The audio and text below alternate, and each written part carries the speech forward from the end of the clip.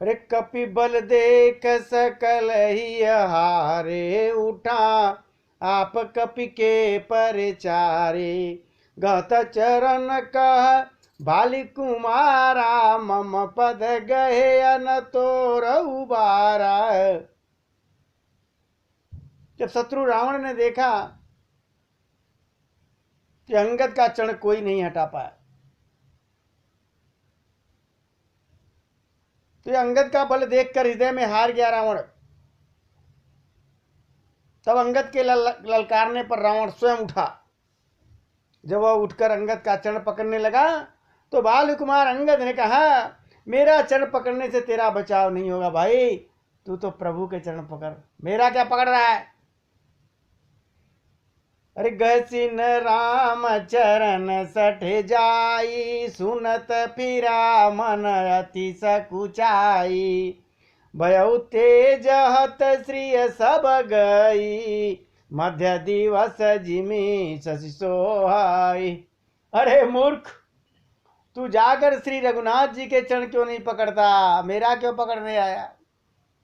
यह सुनकर वह मन में बहुत ही लज्जित हुआ और सकुचा कर वापस लौट गया। उसकी सारी जो श्री थी वो जाती रही। वह ऐसा तेजहीन हो गया जैसे मध्याह्न में चंद्रमा दिखाई देता है। उसकी सारी चमक खत्म हो गई, सारी श्री हत हो गई। अरे सिंहासन बैठे सिर नाई, मानव संपत्ति सकल गवाई। जगदात्मा प्राण प्रिय पति रामा, तासु विमुख की में लह विश्रामा। रावण पुनः जाकर के सिर नीचे करके सिंहासन पर बैठ गया, मानो सारी संपत्ति गंवा बैठा हो। श्री राम जी जगत भर के आत्मा और प्राणों के स्वामी हैं, उनके विमुख रहने वाला शांति को कैसे पा सकता है। भगवान शिव कहते हैं, उमा राम की भृगुटी बिलासा, होय विश्व पुनि पावई नासा। तिनते कुलिस तृण करई, तासु दूत पन कह के मिट रही। शिव जी कहते हैं, उमा सुनो, जिस श्री राम जी के भ्रू विलास भवों के इशारे से विश्व उत्पन्न होता है और फिर नाश को प्राप्त हो जाता है, जो तृण को वज्र और वज्र को तृण बना देते हैं, अत्यंत निर्बल को महान और प्रबल बना देते हैं और महान प्रबल को अत्यंत निर्बल बना देते हैं, उनके दूत का प्रण कहो कैसे टल सकता है। दूत ने प्रण किया है, कैसे कोई पैर हिला सकता है। भगवान का दूत है, श्री राम जी का दूत है, हृदय में उनको रखा हुआ है। अरे पुण्य कपि कही नीत विधि नाना, अमाननताई काल नियराना। रिपु मद मथ प्रभु सुजस सुनायो, यह कही चले वह बाल नृप लायो। फिर अंगद ने अनेकों प्रकार से नीति कही, पर रावण नहीं माना, क्योंकि उसका मन तो काल के निकट पहुंच चुका था। शत्रु के गर्भ को चूर चूर करके अंगद ने उसको प्रभु श्री राम जी का सुजस सुनाया और फिर वह राजा बाली का पुत्र यह कहकर चल दिया क्या,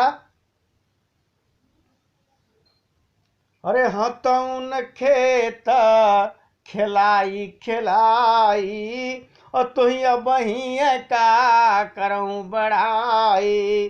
प्रथम ही तासु तनय कपि मारा, और सो सुन रावण भयउ दुखारा। और जातु धान अंगदपन देखी, भय व्याकुल सब भय अभिषेकी। अंगद जी कहते हैं, रणभूमि में तुझे खिला खिला कर न मारूं, तब तक अभी पहले से क्या बड़ाई करूं। अंगद ने पहले ही सभा में आने से पूर्व उसके पुत्र को मार डाला था। वह संवाद सुनकर रावण बड़ा दुखी हुआ। अंगद का प्रण सफल देखकर सब राक्षस भय से अत्यंत व्याकुल हो गए। अरे रिपु बल धर से हरस कपि, बालितन बल पुंज, अपुलक शरीर नयन जल गए राम पद कंज।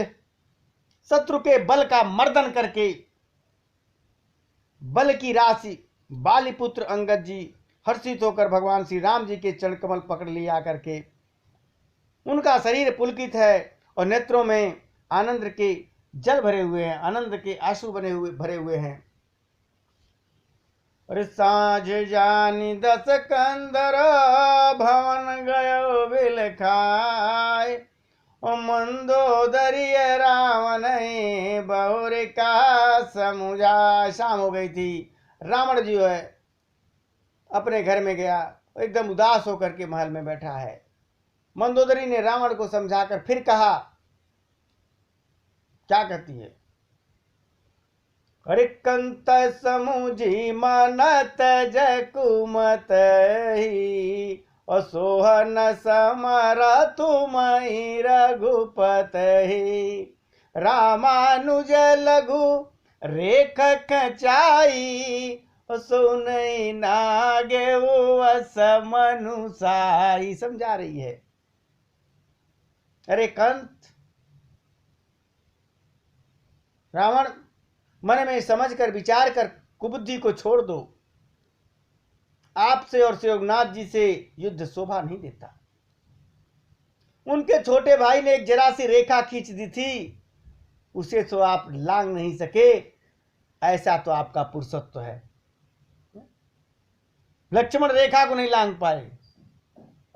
अरे प्रिय तुम ताहि जी तब संग्रामा जाके दूत के रय कामा कौतुक सिंधु नांगी कौतुक सिंधु नांगी तव लंका आयु कपि के हरिय शंका रखवारे हति विपनऊ जारा देखत तो ही अक्षत ही मारा जारी सकलपुर किने से छारा कहाँ रहा बल गर्व तुम्हारा। हे प्रियतम, आप उन्हें संग्राम में जीत पाएंगे क्या?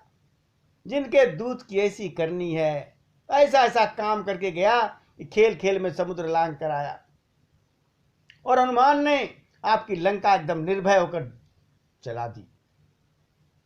फिर चला गया, रखवाले को मारकर उसने अशोक वन को उजाड़ डाला। आपके देखते ही देखते आपके पुत्र अक्षय कुमार को भी मार डाला और संपूर्ण नगर को जलाकर राख कर दिया। उस समय आपके बल का गर्व कहां चला गया था? तब नहीं था आपके बल, नहीं रोक सकते थे। अरे अब पति मृका गाल जनी मारऊ मोर का कचुरी दय विचारऊ पति रघुपत नृपति जन मानऊ अग जगन्नाथ अतुल बल जानऊ। मंदोदरी कहती, हे स्वामी, अब झूठ में व्यर्थ में गाल मत मारिए, ढींग मत हाकिए, मेरे कहने पर हृदय में कुछ विचार कीजिए।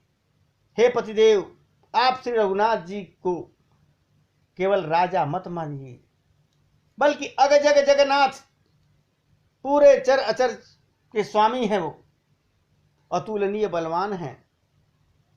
अरे बान प्रताप जानी मारी चाता सुखा नहीं मान नीचा जनक से भायग नित भूपाला रहे अतुमहु बल अतुल विशाला।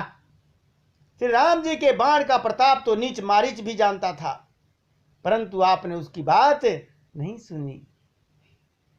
जनक की सभा में अगणित राजागण थे, वहां विशाल अतुलनीय बल वाले आप भी तो थे गए जनक के सभा में, हैं? तो वहां क्यों नहीं धनुष तोड़ लिया? अरे भंजु धनुष जान की अभिहाई तव संग्राम जितव किन ताही सुरपति सुत जाय नहीं बल थोड़ा राका जियत आंख एक फोड़ा। अरे सुरपति सुत जा नहीं बल थोड़ा राका जियत आंख गई फोड़ा। ध्यान दीजिएगा इस पंक्ति को। उस सभा में आप भी गए थे शिव जी का धनुष तोड़कर, श्री राम जी ने जानकी को ब्याहा, तब आपने उनको संग्राम में क्यों नहीं जीता? तोड़ लेते। इंद्रपुत्र जयंत ने उनके बल का अनुमान करने के लिए बल को नहीं कुछ समझा, प्रभु के कौआ बनकर के सीता जी को चोंच पैर से मार के भागा था। सीता चरण चोंच हदी भागा कि देखें इनमें कितना बल है। श्री राम जी ने पकड़ कर केवल उसकी एक आंख फोड़ दी और उसे जीवित छोड़ दिया। और अरे सुपन खाक गति तुम देखी और तदपि हृदय नहीं लाज अभिषेकी। सुपनखा की दशा तो आपने देख ली अच्छी तरह, नाक और कान दोनों काट दिया छोटे भाई ने, हैं? तो भी आपके हृदय में उनसे लड़ने की बात सोचने में विशेष कुछ भी लज्जा नहीं आ रही है, शर्म नहीं आ रही है रावण। अरे बधि विराध कर दूस नहीं लीला हत्यो कबंध और बाली एक सर मारूं ते जानो दस कंध। अरे जिन्होंने विराध और खर दूषण को मारकर लीला से ही कबंध को भी मार डाला, और जिन्होंने बाली को एक ही बाण में मार दिया, हे दशकंद आप उन्हें क्या समझते हैं? हैं? उनके महत्व को समझिए, वो कौन है। इतने नहीं, और जय जलनाथ बधायऊ हेला उतरे प्रभु दल सहित सुबेला कारणिक दिन कर कुल केतु दूत पठायऊ तव हित हेतु। जिन्होंने खेल ही खेल में समुद्र को बांध लिया और जो प्रभु सेना सहित सुबेल पर्वत पर आ उतरे, उन सूर्य कुल के ध्वजारूप कीर्ति को बढ़ाने वाले करुणामय भगवान श्री राम जी ने आपके हित के लिए अपना दूत भेजा। और सभा माझी जय तव बल मथा करी बरूथ महु मृगपति जथा तो अंगद हनुमत अनुचर जाके रन बाकुरे वीरयति बाके। और जो दूत आया था जिसने बीच सभा में आकर आपके बल को उसी प्रकार मथ डाला जैसे हाथियों के झुंड में आकर सिंह उसे छिन्न भिन्न कर डालता है। रण में बाके अत्यंत विकट और वीर अंगद और हनुमान जिनके सेवक हैं, जिनको आप क्या समझ रहे हो रावण? अरे तई कह पिया पुनि पुनि नर कहू अमुदा मान ममता मद बहु तह कंत कृत राम विरोधा और काल विबस मन उपजन बोधा। कहती हे पतिदेव, मंदोदरी करी रावण से, हे पतिदेव उन्हें आप बार बार मनुष्य कहते हैं, आप व्यर्थ ही मान ममता और मद को जो बोझ है उसे ढो रहे हैं। मान ममता और मद के बोझ को आप ढो रहे हैं व्यर्थ में। हाँ प्रियतम, आपने श्री राम जी से विरोध कर लिया और काल की विशेष बस में होने से आपके मन में अभी भी ज्ञान नहीं उत्पन्न हो रहा है। आप काल के बस में हो गए। क्यों? क्या आपने प्रभु श्री राम से विरोध किया है। और काल दंड गई काहू न मारा हरई धर्म बल बुद्धि विचारा निकट काल जई आवत साई अते भ्रम हो तुम्हारी नाई। क्या कह दिया? काल दंड, जो काल की लाठी है, लेकर किसी को नहीं मारता। काल जो है लाठी लेकर किसी को नहीं मारता, वह धर्म बल बुद्धि और विचार को हर लेता है। बुद्धि हर लेता है, बल हर लेता है, धर्म के रास्ते पर नहीं चलने देता। हे स्वामी, जिसका काल जो है मरण समय निकट आ जाता है, उसे आप ही के तरह भ्रम हो जाता है। अरे दुअ सुत मरे अदहेव पुर अजहू पुर पिय देव, कृपा सिंधु रघुनाथ बजी और नाथ बिमल जसलेव। आपके 2 पुत्र मारे गए और नगर जला दिया। जो हुआ सो हुआ। हे प्रियतम, अब अभी अपनी आंखें खोल लो, इस भूल की पूर्ति कर लो। श्री राम जी से बैर त्याग दीजिए और हे नाथ, कृपा के समुद्र श्री रघुनाथ जी को भजकर निर्मल यश को प्राप्त करिए। अरे नारी बचन सुन बियसी समान। देखिए मंदोदरी ने जब इतना कहा तो नारी बचन सुन बिसिख समाना, सभा गय उठो तबिहाना, बैठ जाई सिंहासन फूली, अति अभिमान त्रास सब भूली। स्त्री के बाण के समान वचन को सुनकर वह सवेरा होते ही उठकर सभा में चला गया और सारा भय भुलाकर अत्यंत अभिमान में फूलकर सिंहासन पर जा बैठ गया। और इधर अंगद जी पहुंच गए हैं प्रभु श्री राम जी के पास।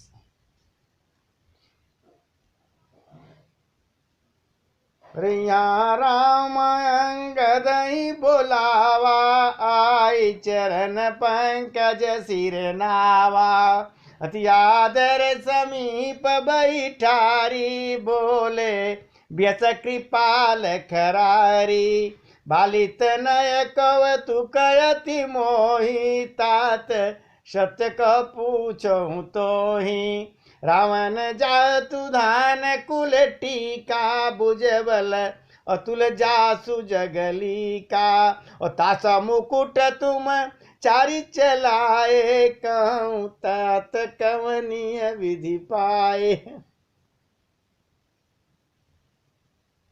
भगवान जो है यहां सुबेल पर्वत पर अंगद जी को बुलाए।